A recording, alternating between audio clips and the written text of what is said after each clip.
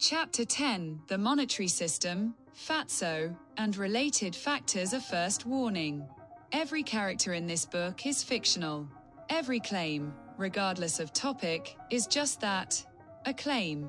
Some are rooted in empirical facts, while others are pure imagination. My aim is to strike a balance between vision and reality, between fiction and fact, in such a way that readers can recognize elements of the world they know and build upon the multitude of ideas and inventions presented here. This book does not aspire to preach an overarching truth, but instead questions accepted assumptions. In that sense, in the Socratic tradition, the rest is left to the reader.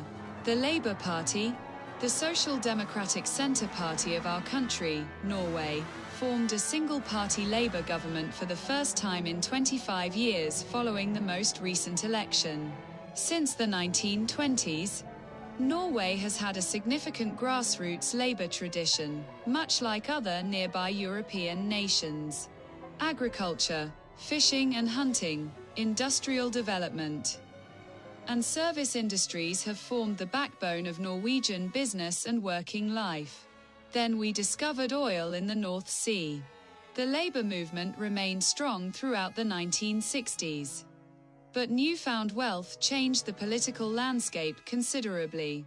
Since then, we have had alternating governments from the moderate right and the moderate left, but after the election of September 8, 2025, Norway ended up with a minority Labour Party government supported by parties on the left.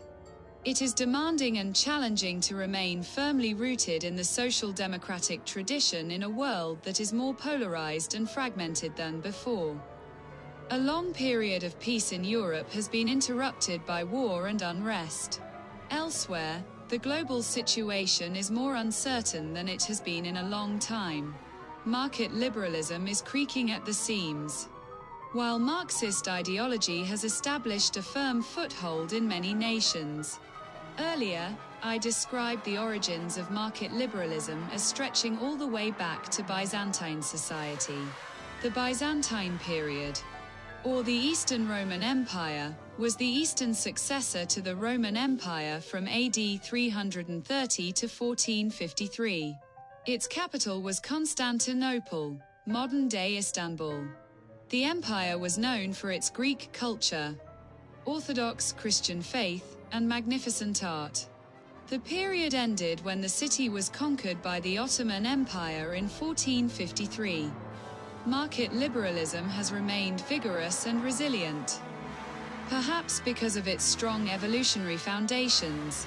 But market liberalism eventually gave rise to capitalism. Capitalism in its purest form is short-term enrichment and pleasure, followed by decline and destruction. Fatso has no opinion about any of this. He lumbered into a Joker grocery store, walked straight to the meat counter, tossed a package of Gilda sausages into his shopping basket along with some potato flatbreads, and nothing else. Eventually he took his place in line at the checkout. Well, what now? Fatso did not have a bank card or any cash. The cashier, visibly annoyed, put the items under the counter and told Fatso to leave the store. On his way home, he reflected on the situation he had just experienced. His first thought was actually capitalism. Back home, he sat down on his cheap laptop.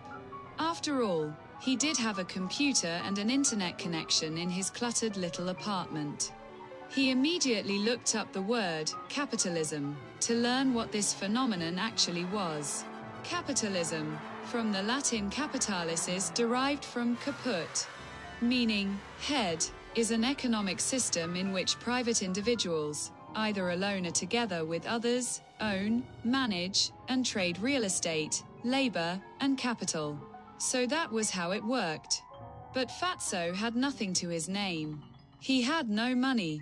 Former Prime Minister Erna Solberg, at the height of her career, kept insisting that participation in the workforce was the only path out of poverty.